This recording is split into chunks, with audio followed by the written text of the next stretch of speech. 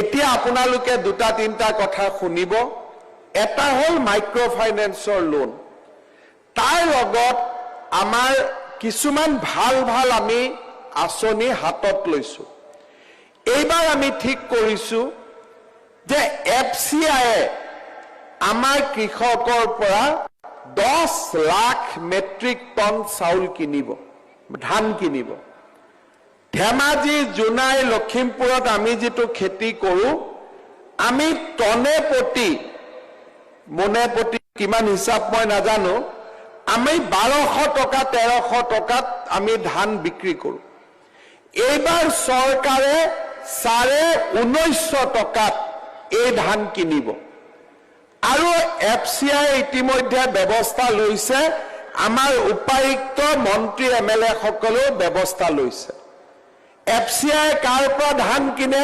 যাৰ মাটিৰ কাগজ থাকে। আমাৰ ধেমাজি আৰু লখিমপুৰ জিলাত বহুতৰ মাটিৰ কাগজ নাই। সেইকাৰণে এইবাৰ আমি কৈছো যে মাটিৰ কাগজ নহলেও তেওঁলোকে ধান কিনিব। আপোনালোকে এইবাৰ যাতে ধানবিলাক FCI বিক্ৰী কৰিব পাৰে, তাৰ কাৰণে মই ধেমাজি জিলাৰ উপায়ুক্ত আৰু আমাৰ কাৰ্যকৰ্তাসকলক মই অনুৰোধ কৰিছো যাতে গাঁৱে গাঁৱে এটা সচেতনতাৰ সৃষ্টি হয়। কৃষকসকলে নৰেন্দ্ৰ মোদী ডাঙৰীয়াই 4 মাহৰ মূৰত কৃষকসকলক 2000 টকাকৈ অনুদান দিয়ে। আমাৰ ধেমাজিৰ বহুত কৃষকে এতিয়াও ফৰ্ম ফিল আপ কৰা নাই। ডুপ্লিকেট বহুতে কৰিছে, প্ৰকৃতই বহুতে কৰা নাই।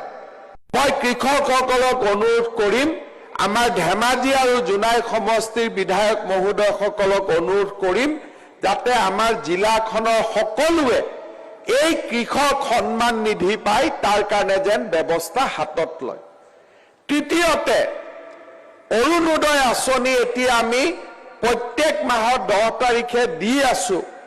প্ৰত্যেক বছৰে বাঢ়িও থাকিব আৰু বঞ্চিত সকলকো আমি অৰুণোদয় দিয়াৰ বাবে খুব সোনকালে আমি ব্যৱস্থা হাতত ল'ম। এই মাইক্ৰ ফাইনেন্সৰ লেঠাটো শেষ কৰিয়ে অৰুণোদয় আঁচনিখন নোপোৱা মহিলাসকলক দিয়াৰ বাবে আমি ব্যৱস্থা হাতত ল'ম। খুব সোনকালে আমাৰ বিধৱা মহিলাসকলকো 25,000 টকাকৈ দিয়া আন এটা আঁচনিও আমি আৰম্ভ কৰিম।